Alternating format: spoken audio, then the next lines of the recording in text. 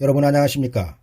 저는 오늘 마태복음 11장 11절의 말씀을 본문으로 천국에서는 극히 작은 자라도 저보다 크니라 라는 제목으로 말씀드리겠습니다. 먼저 오늘 말씀입니다. 내가 진실로 너희에게 말하노니 여자가 낳은 자 중에 세례 요한보다 큰 이가 일어남이 없도다. 그러나 천국에서는 극히 작은 자라도 저보다 크니라. 여러분 질문 하나 드리겠습니다. 천국은 누구를 위한 것입니까? 두말할 것도 없이 천국은 예수 그리스도를 믿는 자들을 위하여 하나님께서 예비하신 최종적인 하나님의 나라입니다.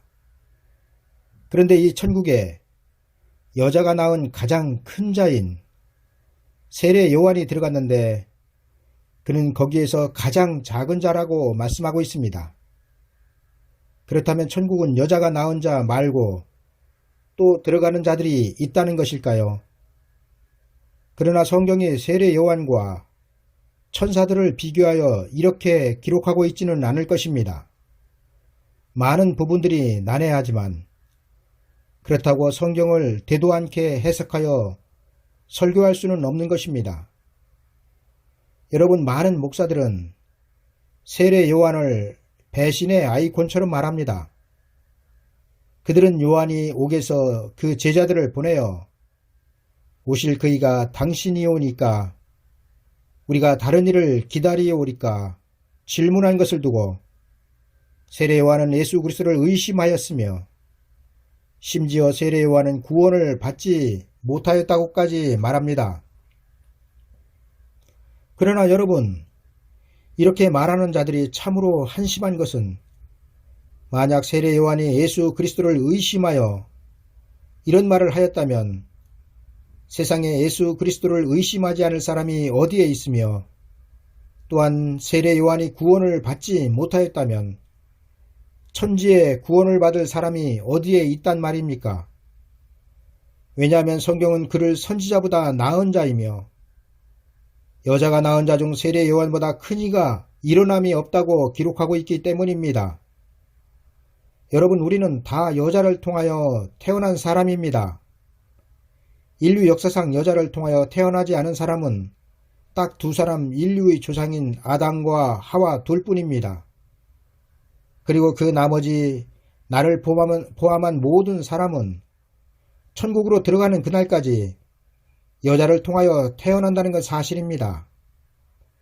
그런데 이렇게 여자를 통하여 태어나는 사람들 중에서 세례 요한보다 큰 이가 일어남이 없다고 성경이 말씀하고 있는데도 그가 예수 그리스도를 의심하였다느니 구원을 받지 못하였다느니 설교하는 것이 성경적인 설교냐는 것입니다.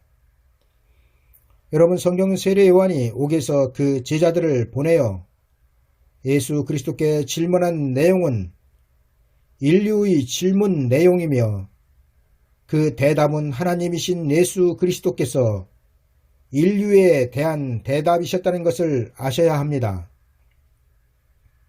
다시 말씀드리면 성경은 세례 요한의 질문을 통하여 예수 그리스도의 진리되심을 더욱 드러내고 있다는 것입니다. 자, 그럼 성경이 진짜로 그렇게 증거하고 있는지 살펴보도록 하겠습니다. 먼저 요한의 질문입니다. 여짜오되 오실 그이가 당신이 오니까 우리가 다른 일을 기다리어 오리까?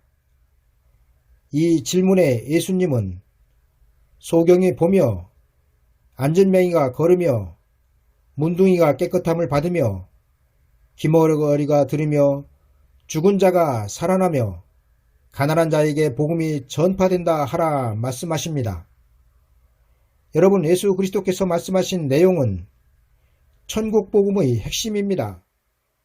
다시 말씀드리면 예수 그리스도께서는 세례 요한의 질문을 통하여 그가 오신 이유와 목적 그리고 복음의 핵심을 세상에 말씀하고 있다는 것입니다.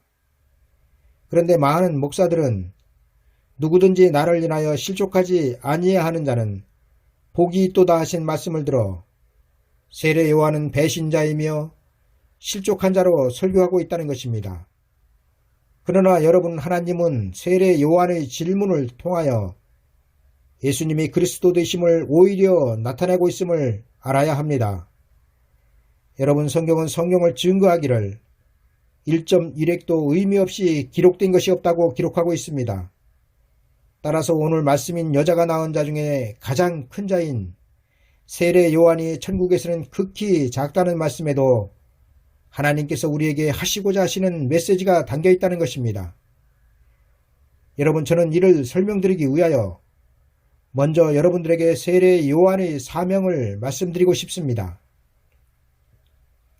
세례 요한의 아버지는 유대왕 헤롯 당시의 제사장이었습니다.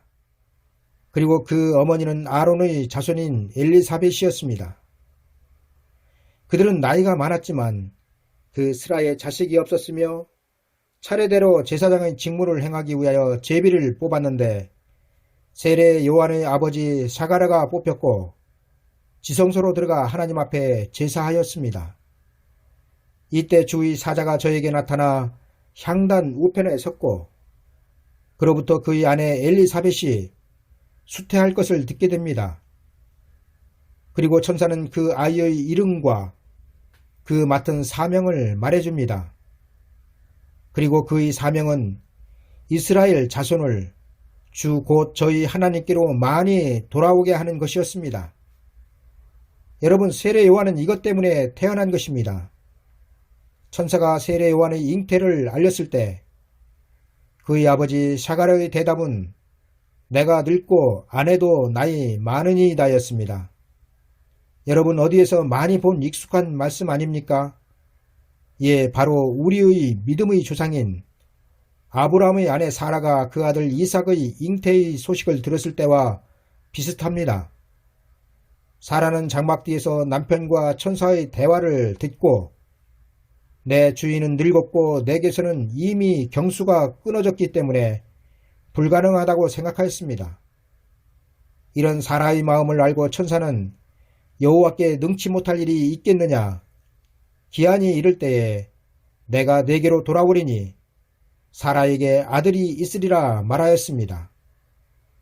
여러분, 세례 요한은 그 어머니가 경수가 끊어진 상태였다고 성경이 기록하고 있지는 않지만 사가랴의 내가 늙고 아내도 나이 많으니이다의 말에서 이들도 아브라함의 부부처럼 사람의 방법으로는 아이를 낳을 수 있는 상황이 아니었다는 것을 알 수 있습니다. 어찌되었든 세례 요한은 그 이름을 천사가 요한이라 하라고 알려주었고 또한 그 부모가 자연적인 섭리로는 생산하지 못할 나이에 그를 낳았다는 것입니다. 그리고 이렇게 태어난 세례 요한의 사명은 예수 그리스도의 길을 준비하고 순교하는 것이었습니다. 여러분, 그는 광야에서 주의 길을 예비하다가 목배임을 받아 죽었습니다. 여러분, 마지막 때도 세례 요한과 같이 재림하시는 예수 그리스도의 길을 예비하는 사람들이 있다고 성경은 기록하고 있는데 혹시 그들이 누구인지 여러분들은 들어보셨습니까? 아마도 대부분의 사람들은 재림의 때에도 세례 요한과 같은 사람들이 나타나서 오시는 주의 길을 예비할 것이라는 설교를 들어보지 못하였을 것입니다. 왜냐하면 그것은 하나님의 비밀이기 때문입니다. 그러나 성경은 이 비밀에 대하여 천사가 세례 요한이라는 이름을 정확하게 그 아비에게 알려주었듯이 예수 그리스도의 재림의 길을 예비할 사람들을 정확하게 성경에 기록하고 있다는 것입니다. 여러분들은 혹시 성경에서 기록하고 있는 두 증인이 누구이며 또 어떤 역할을 하는 사람들인지 알고 계신지요? 만약 두 증인에 대하여 알지 못한다면 여러분의 신앙은 다른컨대 잠을 자고 있는 신앙이며 젖을 먹는 신앙입니다. 왜냐하면 두 증인은 장차 굵은 베옷을 입고 전 3년 반인 1260일 동안 복음을 예언할 종들이기 때문입니다. 그리고 이들을 하나님은 비밀 속에 두시고 예수 그리스도의 재림의 길을 예비하게 하신다고 성경은 기록하고 있습니다. 저는 앞으로 두 증인에 대하여 더 자세히 말씀을 드리겠지만 요한계시록 11장에서 증거하고 있는 두 증인은 바로 세례 요한처럼 예수 그리스도의 재림의 길을 준비하다가 순교할 사람들이란 사실입니다. 따라서 초림으로 오신 예수 그리스도의 길은 세례 요한이 준비하였고 재림하실 예수 그리스도의 길은 두 증인에 의하여 준비되는 것입니다. 그런데 왜 예수 그리스도께서는 이렇게 하나님의 역사에 가장 중요하게 사용되었던 세례 요한을 천국에서는 가장 작은 자라도 저보다 큰이라고 말씀하고 있을까요? 여러분, 두 번째 질문을 드리겠습니다. 하나님의 역사 이래 여자의 자궁을 통하여 태어나지 않은 사람은 누구입니까? 예, 바로 아담과 하와입니다. 그렇습니다. 인류의 조상인 아담과 하와를 빼고는 모든 사람은 전부 다 여자를 통하여 이 세상에 태어났습니다. 그런데 무슨 뜻으로? 예수 그리스도께서는 내가 진실로 너에게 말하노니 여자가 낳은 자 중에 세례 요한보다 큰 이가 일어남이 없도다. 그러나 천국에서는 극히 작은 자라도 저보다 크니라 말씀하셨을까요? 여러분, 여기에는 하나님의 역사의 대변환점이 예고되고 있다는 사실입니다. 다시 말씀드리면 예수 그리스도께서 세례 요한에 대하여 말씀하신 그 내용은 율법과 복음의 차이를 말씀하고 있다는 것입니다. 여러분, 모세를 통하여 세우신 율법으로 천국으로 들어갈 수 있었습니까? 없었습니까? 여러분, 헷갈리지요? 율법으로도 천국에 들어갔다고 말하자니 예수 그리스도의 죽음을 헛것으로 만들고 그렇다고 율법으로는 천국에 갈 수 없었다고 말하자니 구약시대 사람들의 구원이 걸리고 이 때문에 거짓 목사들은 구약시대 사람들은 오실 메시아로 인하여 구원을 받았고 또 신약시대에는 오신 메시아로 인하여 구원을 받았다고 말합니다. 참 쉽죠? 그러나 여러분, 이렇게 설교하는 목사들은 가짜입니다. 왠지 아십니까? 그들은 율법의 사명과 복음의 사명을 모르기 때문입니다. 여러분, 율법의 끝은 어디입니까? 여러분들은 누가복음 16장의 부자와 거지 나사로의 이야기를 잘 아실 것입니다. 거기에서 거지 나사로가 죽어서 위로를 받은 아브라함의 품은 구약 율법의 끝이었습니다.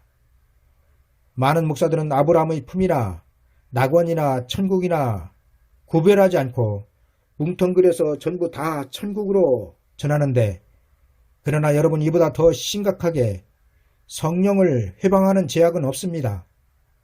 왜냐하면 율법이 끝인 아브라함의 품은 천국으로 들어갈 수 있는 길이 아니었으며 천국 복음은 예수 그리스도의 왕국에 살아서 들어갈 수 없기 때문입니다. 여러분, 성경은 분명하게 천국으로 침노하여 들어갈 수 있었던 시기를 이렇게 기록하여 증거하고 있습니다. 세례 요한의 때부터 지금까지 천국은 침노를 당하나니 침노하는 자는 빼앗느니라. 여러분, 이렇게 성경은 천국으로 들어가는 길을 세례 요한의 전파로부터 시작되었다고 기록하고 있습니다. 그리고 천국으로 들어가는 그 길이 침노로 빼앗는다는 말씀은 천국은 모든 사람의 것이 아니라 예수 그리스도를 믿고 그 영혼이 낙원으로 들어갈 때까지 싸워서 승리해야 하기 때문입니다. 그러나 아브라함의 품은 아브라함의 혈통의 후손으로 태어나기만 하면 그 누구든지 그 조상의 품으로 들어갔습니다. 그리고 이는 하나님의 완전한 구원을 뜻하고 있지 않다는 것입니다. 여러분, 여기에서 세 번째 질문을 드리겠습니다. 여러분들은 인류 최초로 구원을 받은 사람을 누구라고 말하십니까? 앞에서 말씀드렸듯이 많은 그리스도인들은 구약의 구원과 신약의 구원에 대하여 딜레마에 빠져 있습니다. 그러나 성경은 정확하게 인류 최초로 구원을 받은 사람은 2000년 전 십자가에서 오늘 내가 나와 함께 낙원에 있으리라 보증을 받은 강도였다는 것을 증거하고 있다는 사실을 아셔야 합니다.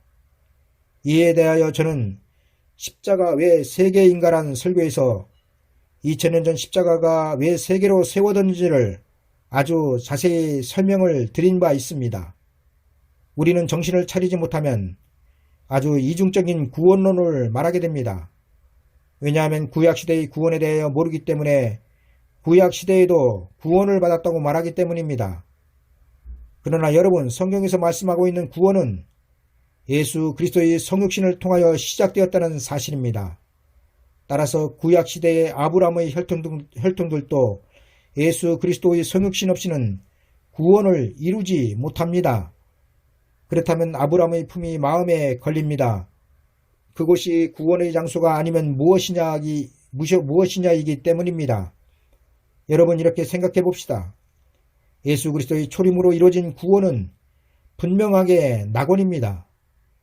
그리고 예수 그리스도께서 이 세상에 다시 오셔서 세상을 심판하시고 세상 나라를 그의 나라로 만드실 천년왕국이 지나면 이 세상뿐만 아니라 우리가 보고 아는 하늘도 없어집니다.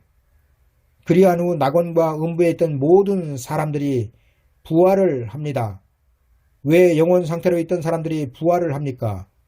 그 이유는 천국과 지옥으로 들어가기 위함입니다. 그럼 이때의 낙원은 어떻게 됩니까? 이때 낙원은 처음 하늘에 속하기 때문에 없어진다는 것입니다. 저는 이에 대하여 첫째 하늘, 둘째 하늘, 셋째 하늘은 어디인가라는 설교를 통하여 말씀을 드렸습니다만, 낙원은 병아리가 알에서 깨어나오면 그 알은 빈 껍데기가 되듯이 우리가 지금 죽어서 가는 낙원은 부활 이후에는 없어진다는 것입니다. 이처럼 아브라함의 품은 구약 하나님의 백성들의 영혼이 그 아들 독생자 예수 그리스도의 성육신까지 대기하고 있던 대기 장소였다는 것입니다. 여러분, 제 말이 틀린 것 같습니까? 그렇다면 지금 성도들이 죽으면 아브라함의 품으로 가지 않는 것을 설명해야 할 것입니다. 그러나 여러분, 아브라함의 품은 낙원 이후 폐쇄되어 더 이상 들어가지 못하는 장소가 되었습니다. 이처럼 성도가 죽어서 가는 낙원도 예수 그리스도의 재림 이후에는 폐쇄되어 더 이상 그곳으로 성도들이 가지 않는다는 것입니다. 여러분, 다시 간단히 설명을 드리면 율법의 사명은 아브라함의 품이었으며 천국 복음의 사명은 낙원입니다. 그리고 예수 그리스도께서 재림하실 때 두 증인에 의하여 전파되는 영원한 복음의 사명은 천년왕국이 되는 것입니다. 여러분, 천국 복음이 전파된 이후에 구원을 받은 사람들은 아브라함의 품을 거치지 않고 곧바로 낙원으로 들어가고 있습니다. 그리고 예수 그리스도께서 재림하실 때 전파되는 영원한 복음은 죽어서 가는 낙원을 거치지 않고 살아서 천년왕국으로 그 성도들을 들어가게 하실 것입니다. 여러분들은 이런 설교를 들어보지 못하였기 때문에 의심할 수 있겠지만, 그러나 여러분, 저는 저희 말에 의심을 하는 여러분들에게 더는 드릴 말씀이 없다는 것입니다. 그러나 여러분, 율법과 복음에는 분명한 차이가 있으며 또 천국 복음과 영원한 복음에는 여러분들이 들어보지 못한 하나님의 비밀이 숨겨져 있다는 것을 아셔야 합니다. 오늘 제가 드리고자 하는 성경 본문의 말씀만 하여도 그렇습니다. 예수 그리스도께서 세례 요한에 대하여 여자가 낳은 자 중에 가장 크지만 천국에서는 극히 작은 자라도 저보다 크니라의 뜻은 율법과 복음의 구원의 차이를 말씀하고 있다는 사실입니다. 여러분, 율법으로는 복음으로 가는 낙원을 절대로 갈 수 없었으며 세례 요한은 율법에 속한 마지막 사람이었다는 것입니다. 그리고 이에 대하여 성경은 다음과 같이 기록하고 있습니다. 모든 선지자와 및 율법의 예언한 것이 요한까지니. 여러분, 요한은 예수 그리스도의 길을 예비한 자였지만 그는 율법에 속한 마지막 선지자였습니다. 이 때문에 세례 요한의 영혼까지 아브라함의 품으로 간 것입니다. 그러나 예수 그리스도의 십자가 이후 인류 최초로 구원을 받은 강도는 아브라함의 품을 거치지 않고 낙원으로 직행하여 들어갔습니다. 그리고 이를 예수 그리스도께서는 천국에서는 극히 작은 자라도 저보다 크니라 말씀하신 것입니다. 여러분, 이는 천국에서의 상급을 말씀하는 것이 아니라 구원의 차원, 곧 율법에 속한 구원이었느냐 아니면 복음에 속한 구원이었느냐를 말씀하고 있다는 사실입니다. 여러분, 세례 요한은 율법에 속하였지만 주의 길을 예비한 자였습니다. 그리고 그가 예비한 주의 길은 피조물이 낙원으로 갈 수 있는 최초의 길이었습니다. 그는 하나님의 역사에서 가장 큰 자입니다. 이에 대해 성경은 여자가 낳은 자 중에 세례 요한보다 큰 이가 일어남이 없도다 증거하고 있습니다. 그렇습니다. 세례 요한은 율법을 마무리하고 복음의 문을 연 사람입니다. 그러나 그는 율법에 속한 사람이었기에 복음과 율법의 차원에서 성경은 그를 크지만 작은 자로 비유하고 있다는 것입니다. 여러분, 거두절미하고 내가 진실로 너희에게 말하노니 여자가 낳은 자 중에 세례 요한보다 큰 이가 일어남이 없도다. 그러나 천국에서는 극히 작은 자라도 저보다 큰이라의 말씀을 간단히 설명드리면, 세례 요한은 율법에 속하여 죽은 후 그 영혼이 아브라함의 품으로 갔지만 십자가에서 구원을 받은 강도는 아브라함의 품을 거치지 않고 낙원으로 바로 입성을 하였다는 것을 비유하여 말씀하신 내용이 바로 오늘 본문의 핵심 내용이란 사실입니다. 여러분, 우리가 반드시 알아야 할 것은 율법은 복음을 대신할 수 없으며 천국 복음은 영원한 복음을 대신할 수 없습니다. 따라서 우리는 하나님께서 인생들에게 시대 따라 베푸시는 구원의 은혜를 깨달아야 합니다. 왜냐하면 그래야 살 수 있기 때문입니다. 여러분, 세상 사람들이 예수 그리스도를 믿지 않으면 지옥으로 간다는 것을 안다면 세상에 예수 그리스도를 믿지 않을 사람이 어디에 있겠습니까? 그러나 세상에는 이 진리를 모르는 사람들이 너무나 많다는 것입니다. 이처럼 예수 그리스도를 믿는 사람들 중에도 때를 따라 주시는 양식의 갈급함을 느끼지 못하는 사람들이 너무나 많다는 것입니다. 여러분, 마지막 때는 예수 그리스도를 믿으면서도 때를 따라 양식을 먹지 못하면 죽는다는 사실을 지금의 기독교인들은 마치 세상 사람들이 예수 그리스도를 믿지 않는 것처럼 믿지 않고 있다는 것입니다. 감사합니다.